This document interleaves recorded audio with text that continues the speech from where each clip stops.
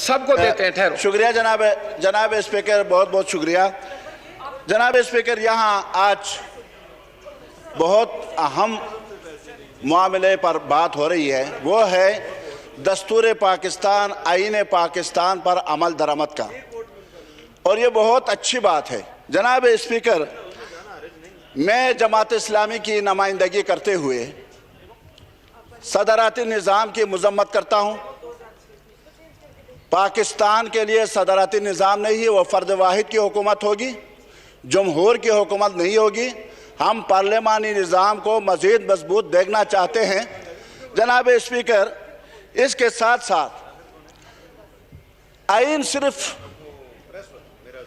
ایک دو چیزوں کا نام نہیں کہ جب ہمیں ضرورت پڑے تو ہم آئین کی بات کریں اور جب ضرورت ختم ہو تو ہم آئین پر عمل درآمد نہ کریں.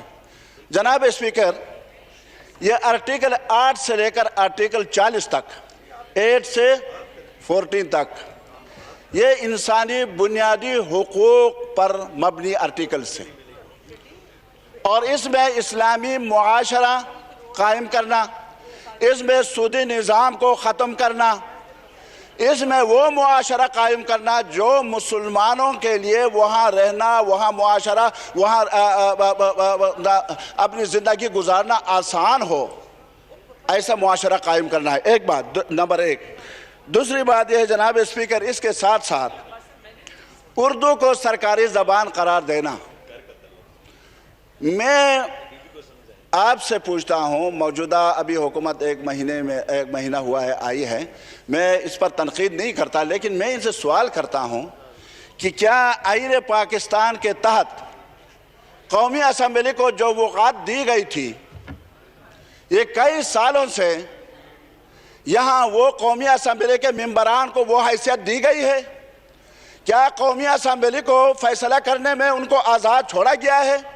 کیا ATF کے بلز جب پاس ہو رہے تھے، جب IMF کے بل پاس ہو رہے تھے، جب ہمارے اسٹیٹ بینک کو IMF کے حوالے کیے جا رہے تھے، کیا اس قومی اسمبلی کے ممبران کی اکثریت اس میں شامل تھی؟ کیا یہاں گھریلو تشدد کا بل پاس ہوا؟ کیا یہاں دوسرے وقف افلاک بل پاس ہوا جو اسلام کے خلاف تھے؟ اور یہاں زینب الرٹ بل پاس ہوا جو اس میں جو ایک شق ہے کہ فرد کو نامرد بنایا جائے. کیا یہ اسلام کے موافق ہے؟ کیا یہ آئین پاکستان کے موافق ہے؟ کیا جو کچھ ہو رہا ہے قومی اسمبلی میں یا یہاں اس کو وقعت دی جا رہی ہے، کیا یہ آئین کے مطابق ہے؟